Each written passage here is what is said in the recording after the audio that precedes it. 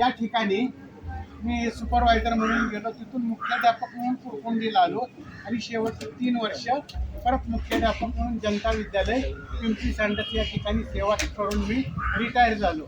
आता रिटायर झाल्यानंतर बऱ्याच जणांपुढं प्रश्न असा असतो की पुढं काय करायचं, म्हणजे मी होतो काय यापेक्षा मी काय असेल याचा जरा मी विचार केला आणि माझे छंद जोपासायला मी सुरुवात केली.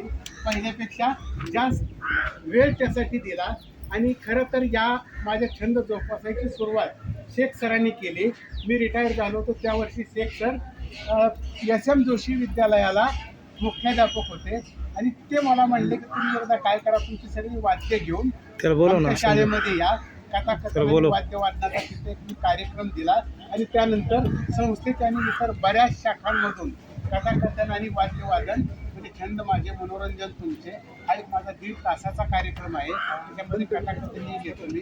माझी वाद्य आहेत त्या वाद्यांचं वादन कसं करायचं सांगत मी स्वतः त्याच्यामध्ये अजून शिकलो. म्हणजे मी अजूनही विद्यार्थी आहे हे मला अभिमानाने सांगावं लागतं. संगीताच्या क्षेत्रामध्ये अजून माझे काही नवीन नवीन प्रयोग चालू असतात आणि ते मी शिकत असतो. हे शिकत असताना मला जे काही येतं ते मी शिकवतही असतो.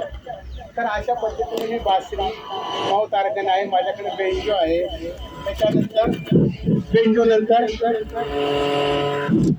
माझ्याकडे कीबोर्ड आहे. हे वाद्य एक काय करायचं हा माझ्या पुढे प्रश्नच राहत नाही, कारण यातलं एक वाद्य घेऊन जर मी बसलो तर माझे 2.5-3 तास कसे निघून जातात मलाही समजत नाही. घरच्याला आठवण करून द्यायला लागते आता जेवायचं आहे उठा. तर हे एक माझे छंद मी जोपासत असतो. याच्याशिवाय ज्यांना कोणाला शिकायची इच्छा आहे, ही वाद्य ज्यांना शिकायची असतील त्यांना मी ती शिकवतो. ही फक्त माझी एक अट असते की मी कोणत्याही प्रकारची फी घेणार नाही. फक्त रविवारी मी शिकवेल. मी शिकवलं की तुम्ही आठवडाभर सराव करायचा. तर अशा पद्धतीनं हे मी शिकवायचंही काम करतो. मी स्वतः शिकत असतो. मला बरंच खूप काही शिकायला त्यातून मिळतं.